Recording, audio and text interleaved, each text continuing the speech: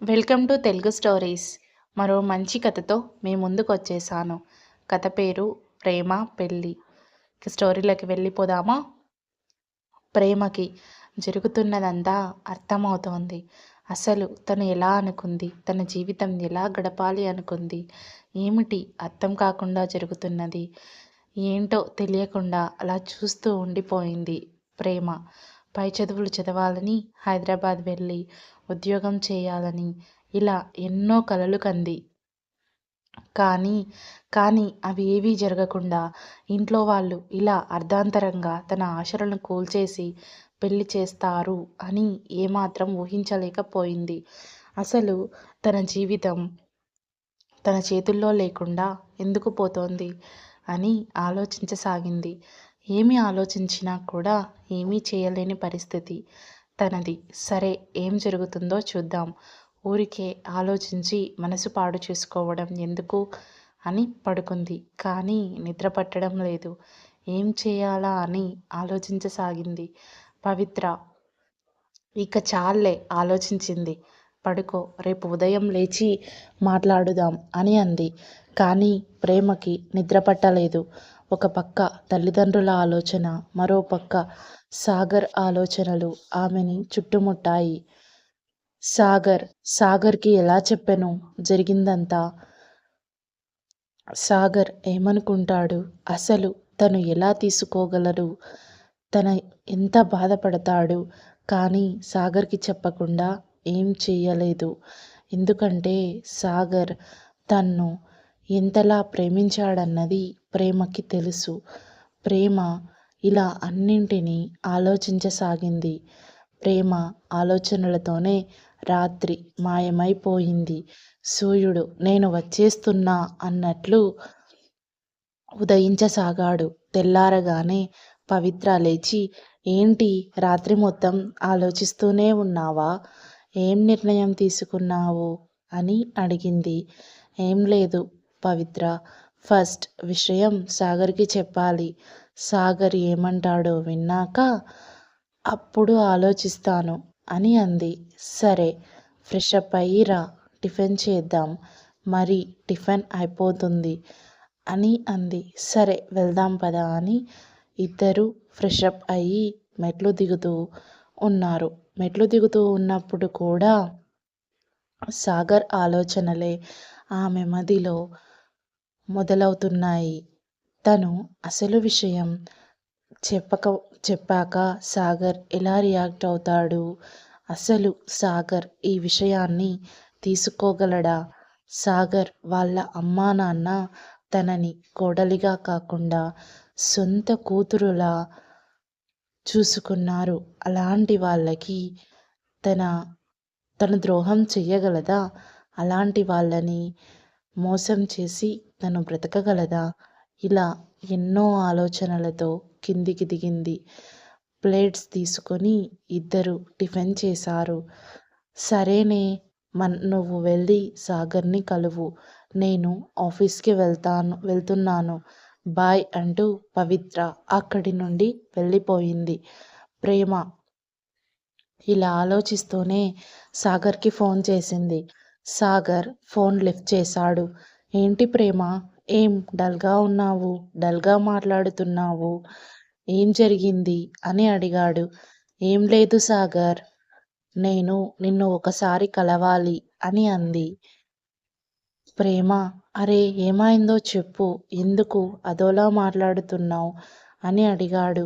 సాగర్ అన్నీ చెప్తాను సాగర్, నువ్వు ముందు నాగార్జున సాగర్ దగ్గరికి రా అని చెప్పింది ప్రేమ. సరే ప్రేమ, వస్తాను అని సాగర్ బయలుదేరాడు. అసలు ప్రేమ ఏం చెప్పాలనుకుంటుంది, ఏం జరిగిందబ్బా అనే ఆలోచనలతోనే సాగర్ ప్రేమ దగ్గరికి చేరుకున్నాడు. చెప్పు ప్రేమ, ఏం జరిగింది, ఎందుకు అదోలా మాట్లాడుతున్నావు, అసలు ఏమైంది, ఏం జరిగిందో చెప్తే కదా నాకు తెలిసేది అని అన్నాడు. నువ్వు కంగారు పడి నన్ను కంగారు పెట్టకు, త్వరగా చెప్పు అసలు ఏం జరిగింది అని సాగర్ అన్నాడు. ప్రేమ చెప్పసాగింది. వారం క్రితం అమ్మా నాన్న ఫోన్ చేశారు. మా మేనత్త కొడుకు, మా మేనత్త వాళ్ళ కొడుకుతో పెళ్లి ఖాయం చేశారు. ఏదో మాట వరసకి అంటున్నారులే అనుకున్నా. కానీ నిజంగానే జరిగింది అని నాకు 3 రోజుల క్రితమే తెలిసింది. ఏం మాట్లాడాలో తెలియక అమ్మానాన్నలకి ఎదురు చెప్పలేక, సరే మీ ఇష్టం అన్నాను. మా బావ సాఫ్ట్‌వేర్ ఇంజినీర్. తనకి నన్నిచ్చి వివాహం చెయ్యాలని ఇంట్లో నిర్ణయించారు. నాకేం చెయ్యాలో పాలుపోవడం లేదు అని ప్రేమ ఏడవసాగింది. ఊరుకో ప్రేమా! నువ్వేం చేస్తావో పోనీ మన విషయం ఇంట్లో చెప్పు అని సాగర్ అన్నాడు. వద్దు సాగర్, నేను అంత ధైర్యం చెయ్యలేను. మాది చాలా పరువుగల కుటుంబం. మా నాన్న సర్పంచ్. అది పల్లెటూరు. ఊర్లో ఇలాంటి ప్రేమ విషయాలకి, పెళ్ళిళ్ళకి ఎలాంటి చోటు లేదు. నేను ఆయనకు ఏమీ చెప్పలేను. నేను వెళ్ళిపోయి పెళ్లి చేసుకున్న సర్పంచ్ కూతురు వెళ్ళిపోయి పెళ్లి చేసుకుంది అనే ముద్రపడి ఆయన చాలా కృంగిపోతాడు. ఆయన మాట పడే మనస్తత్వం ఉన్న వ్యక్తి కాదు.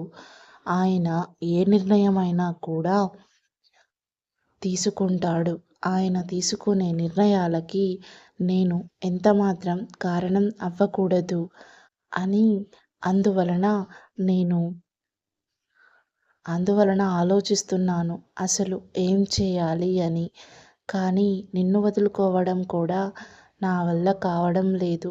చెప్పు సాగర్, నన్ను ఏం చెయ్యమంటావు అంటూ ప్రేమ సాగర్ని పట్టుకొని మరింత గట్టిగా ఏడవసాగింది. ఏం చేయాలి, ఏం చేయాలి, నాకేం తోచడం లేదు. ప్రేమ, మీ వాళ్ళకి కావలసింది ఉద్యోగమే అయితే అది నా దగ్గర ఉంది. నిన్ను మహారాణిలాగా చూసుకునే ప్రేమ నా దగ్గర ఉంది. కులాలు, గోత్రాలు ఇవన్నీ ప్రక్కన పెట్టి పట్టించుకోకపోతే మనం పెళ్లి చేసుకొని చాలా సంతోషంగా గడపగలం అని నేను అంటాను. నీకు ధైర్యం లేకపోతే చెప్పు, నేను వచ్చి మాట్లాడుతాను మీ నాన్నతో. అంతేకాని నువ్వు ఇలా బాధపడుతూ కూర్చుంటే ఎలా అని అన్నాడు సాగర్. కానీ ప్రేమకి తను ఉన్న స్థితిలో ఏదీ వినే ఆలోచన లేదు. కానీ జరిగేది ఇది కూడా తను మార్చలేదు. సరే సరే, నేను చెప్పాలి అనుకున్నది నీకు చెప్పాను. నువ్వు ఏం చేస్తావో నువ్వే చెయ్యి. నేను ఇక్కడి నుండి వెళ్ళి వస్తాను సాగర్. నేను నిన్ను మోసం చెయ్యకూడదు అని అనుకున్నాను కాబట్టే జరగబోయేది అంతా నీకు ముందే చెప్పాను. మనకి ఎలా రాసిపెట్టి ఉంటే అలా జరుగుతుంది. వెళ్ళొస్తాను సాగర్ అంటూ ప్రేమ అక్కడి నుండి వెళ్ళిపోయింది. సాగర్ ప్రేమను కలిసి ప్రేమ వెళ్ళిపోయాక అక్కడి నుండి వెళ్ళిపోయాడు. సాగర్ వెళ్తున్నప్పుడు కూడా అసలు ప్రేమ ఆలోచనలు, ప్రేమ ఏం నిర్ణయం తీసుకుంటుంది, మా ప్రేమ విషయంలో ఇంట్లో చెప్తుందా లేదా వాళ్ళ నాన్న వాళ్ళ బావని పెళ్లి చేసుకొని వెళ్ళిపోతోందా, ప్రేమ వెళ్ళిపోతే నేను బ్రతకగలనా, ఇలా అనేక ఆలోచనలతో తను డ్రైవ్ చేస్తూ ఆఫీస్ చేరుకున్నాడు. ఆఫీస్లో ప్రేమ గురించి ఆలోచనలే ఎక్కువగా వస్తుండడంతో లీవ్ తీసుకొని తన ఇంటికి వెళ్ళిపోయాడు. అలా ఆలోచిస్తూ రాత్రంతా గడిచిపోయింది. ప్రొద్దున్నే లేచి ప్రేమ ఇంటి దగ్గరికి వెళ్ళాడు. ప్రేమ రూమ్ ఖాళీ చేసి వెళ్ళిపోయింది అని తెలుసుకొని ఏం చేయాలో అని ఆలోచించసాగాడు. ప్రేమకి కాల్ చేశాడు. ప్రేమ మొబైల్ స్విచ్ ఆఫ్ అని వచ్చింది. సాగర్కి టెన్షన్ మొదలైంది. అసలు ప్రేమ ఎప్పుడు వెళ్ళింది పవిత్ర అని ప్రేమ ఫ్రెండ్ పవిత్రని అడిగాడు. ప్రేమ రాత్రి బస్సుకి బయలుదేరి వెళ్ళిపోయింది సాగర్ అని పవిత్ర చెప్పింది. అసలు తనకి ఒక్క మాట కూడా చెప్పకుండా ప్రేమ ఎలా వెళ్ళిపోగలిగింది అని అలా ఆలోచిస్తూ బాధపడుతూ నిల్చుండిపోయాడు. పవిత్ర అతన్ని ఓదార్చింది. తరువాత మరీ ఒకసారి ప్రేమకి కాల్ ట్రై చేశాడు. ప్రేమ కాల్ లిఫ్ట్ చేయలేదు. అసలు ఏమైందబ్బా అని నీకు ఏమైనా చెప్పిందా పవిత్ర, నాకు చెప్పమని అని పవిత్రని అడిగాడు. పవిత్ర నాకేం చెప్పలేదు సాగర్, కానీ నీకు ఈ ఉత్తరం ఇవ్వమని చెప్పింది అని చెప్పి ఉత్తరం తీసి ఇచ్చింది. ఆతృతగా ఆ ఉత్తరాన్ని తీసి చదవడం ప్రారంభించాడు సాగర్. ప్రియమైన సాగర్, నేను నిన్ను వదిలి వెళ్ళడానికి మనస్సు రావడం లేదు. కానీ అమ్మా నాన్నలని బాధ పెట్టాలనే ఆలోచన నాకు లేదు. మన ప్రేమ విషయం ఇంట్లో చెప్తే వాళ్ళు అంగీకరిస్తారు అన్న నమ్మకం నాకు లేదు. ఎందుకంటే మా నాన్నకి పట్టింపులు ఎక్కువ. ప్రేమ పెళ్ళి అంటే అస్సలు ఒప్పుకోడు. అందులోనూ నేను నిన్ను మర్చిపోలేను. అలా అని మా బావని మా నాన్నని కూడా కాదని నీతో రాలేను. ఏమీ చేయలేని పరిస్థితి నాది. ఇప్పుడు దయచేసి నీవు నా పరిస్థితి అర్థం చేసుకో. నీవు నా కోసం రాకు. నీ జీవితం సంతోషంగా గడుపు. బాధతో నీ ప్రేమ అని రాసి ఉంది. ఆ ఉత్తరం చదివిన సాగర్ దుఃఖంతో కూలబడిపోయాడు. పవిత్ర